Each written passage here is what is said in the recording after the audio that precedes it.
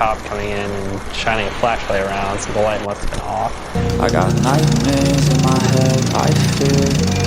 Thoughts build up until I can't feel. My mind fills up into a creature, and it haunts me somewhere much deeper. I got nightmares in my head, I fear. Hello and welcome to True Crime Rocket Science, the most authentic voice in true crime. Did Patsy turn on the light in Burke's room? Now, it's one thing not to turn on the light in JONBENET's room. It's another thing, there's another child that's in the house. And if he is in his room, wouldn't you want to wake him up and talk to him?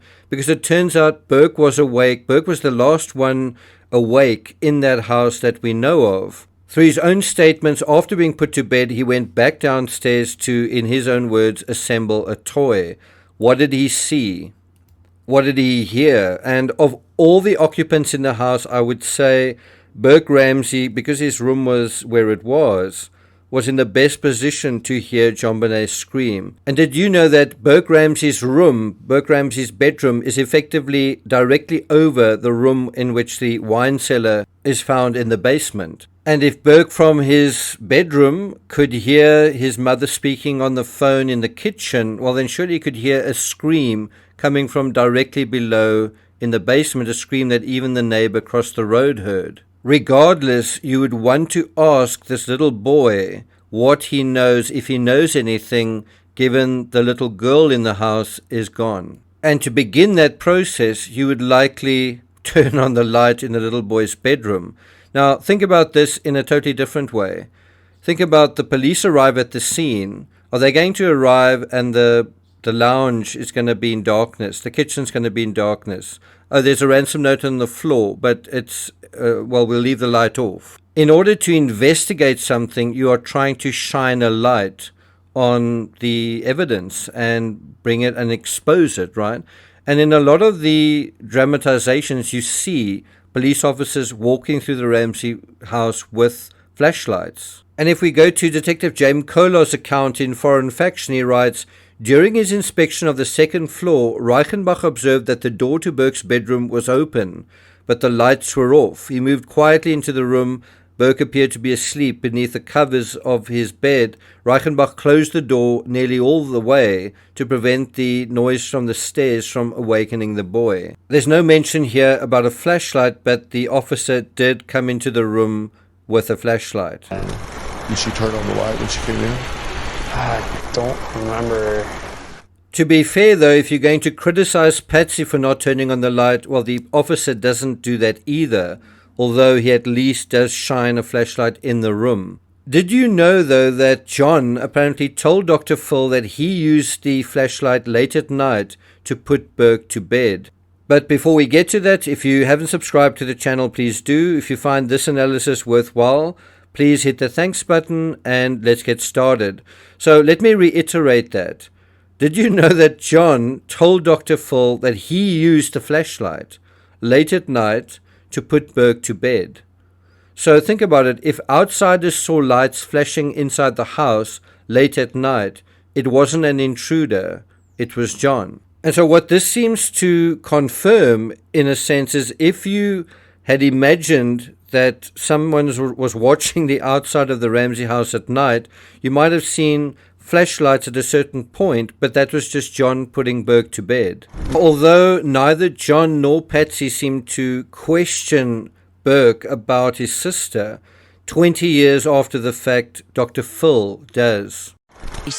And I think if you look at that clip and you see where the camera is sort of zooming in to the basement, to where the wine cellar approximately was, if you look directly above that, that is Burke's bedroom. And then you've got to imagine Burke's bedroom being where it is, and Burke sleeping where he was, and Melody Stanton being diagonally across the road.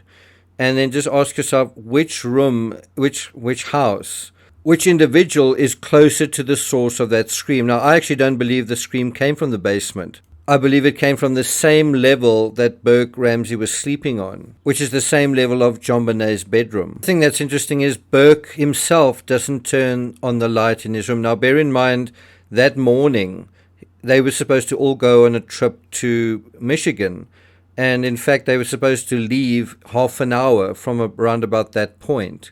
So you could argue that Burke was scared, and so he just lay in his bed in the dark because he was scared, and that could be true. Of course, another way to deal with being afraid in the dark is to turn the light on. How long after she came in before the police officer came in? Under an hour.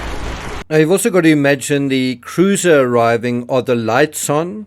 Right? There's been a report of a kidnapping. Does the cruiser arrive with the lights on? If it's dark, you're probably going to be able to see them. And Burke's room can actually see over onto the front road and the front garden.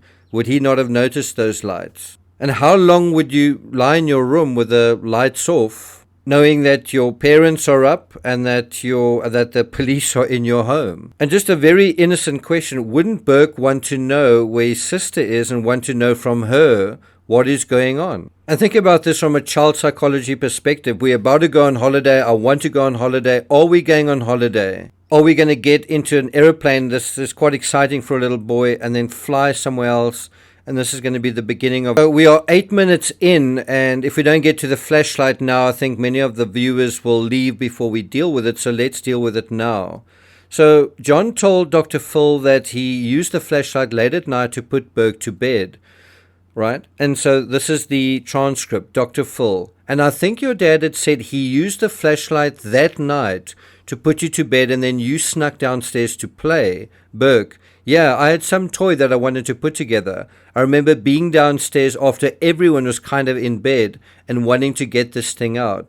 Now, in my opinion, I don't think that he was trying to put some toy together. If he was playing with a toy, I think the most likely toy that he would have been playing with would be the Nintendo 64. I think the second candidate in terms of that would be the train set, and of course he was assembling that in his bedroom under the Christmas tree. Anyway, Dr. Phil goes on to say, did you use the flashlight so you wouldn't be seen? Quite an interesting question. Burke says, I don't remember. He doesn't say he didn't use the flashlight, just that he doesn't remember. He says, I just remember being downstairs. I remember this toy. And of course, that is where the flashlight was found, downstairs in the kitchen. And of course, there was a plate in the kitchen with Burke Ramsey's fingerprints on it. There were no fingerprints found, not even on the batteries inside the flashlight. And so this raises the question, whose flashlight was that in the kitchen? Was it Officer Reichenbach's? Was it John's flashlight, or did it belong to the intruder, or did it belong to someone else that we just has never been accounted for? And so in terms of was it John's flashlight, this was how John responded to the question. John: and I don't know that was my flashlight. The picture I saw, and I think I commented at the time, that's quite a good memory. I commented at the time when I saw that picture, was that one was very dirty. Again, quite a lot of attention to detail there. My flashlight, while it looked to be the same size, mine was clean, and my son gave it to me for a present. So that was the issue that I saw. It kind of looks like mine, but it's certainly filthy. Now, it's also quite interesting that type of flashlight John owns, this sort of mag light. It's the kind of thing that certain types of people might have. Someone who used to be in the Navy, almost like a military issue type flashlight. Also something that a scout might want to have as part of his sort of equipment if you, for example, went camping. It's a kind of a heavy-duty, durable, quality type flashlight, right? Now think about how John says that this isn't mine, right? So again, it's something that's found inside the Ramsey home, and then does it belong to the Ramseys or does it belong to somebody else? And so John's response is that it was dirty. Doesn't that sound like the way the Ramseys reacted to whether Patsy wrote the ransom note? Remember, that was now too messy and too untidy. Oh, you mean not like the house? I mean, the kitchen was dirty. Dirty plates were lying around. They were about to go to Michigan on holiday, and there's a bowl of pineapple lying on the counter. How long was that going to be lying out there? Now let's go back to Tom Haney talking to Patsy about this. Okay, when you got up, was it pitch black? Patsy Ramsey: John, I remember his bathroom right here had a light. Tom Haney. Okay, so it's shining somewhere down to here, but we are talking quite a distance. Patsy. Well, there is a hall light right here, I think. That was on, because I remember, when you first look up, it's like bright, Now, it's quite interesting how Patsy remembers certain things clearly, obscure things, like a hall light that's on, but where it, deals with the ransom note and JONBENET, she can't seem to remember. Also, John can remember details like how dirty the flashlight is, but he can't remember if he turned on the light when he went into the wine cellar. Tom Haney, the laundry room light was on here. This is the light right next to JONBENET's room. The light here? Yes, I was working there. Tom Haney, okay, did you turn it on? Patsy Ramsey, I don't remember. That could have been one that was left on. I don't know. Now, if you go to the neighbor's testimony, none of them saw a light burning inside the house near JONBENET's room the whole night. She says, sometimes we leave that one on. Tom Haney, sometimes you do. Patsy Ramsey nodding. Tom Haney, but you don't. Burke. And here Dr. Phil is highlighting that. Not only was his parents' behavior strange, so was Burke Ramsey's. He says, I was scared, but then a moment before that he says, I was not the worried type. Were you curious? I'm not the worried type. I'm not the... The bottom line to all this is that Burke was an important witness, and his parents could have asked him for information regarding everything that was going on, and they didn't. And if I'm following this interview on Dr. Phil correctly, the first person that informs Burke that JONBENET is missing is actually a police officer. Or let me qualify that. The first person to ask Burke about what he knows about JONBENET is what we've spoken about. You find a ransom note, do you pick it up? No. You find a ransom note in the dark, do you turn on the light? No. You are made aware that JONBENET has been kidnapped, do you really search for her? No. You might say, no, of course they did search for her. They went into a room and they went into Burke's room. Well, do you not search anywhere else? And the answer seems to be no. And so when does John ultimately search for his daughter? Well, only Officer Detective Linda Arndt. About that, why must an officer say to you, maybe you should look around your house and see if you notice anything?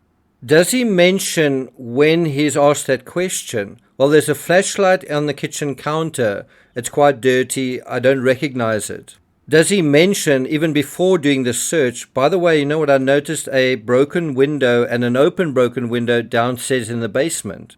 Does he mention when we were in John Andrews' room, there was a backpack that doesn't belong to us? Does he shine a light on any of these things?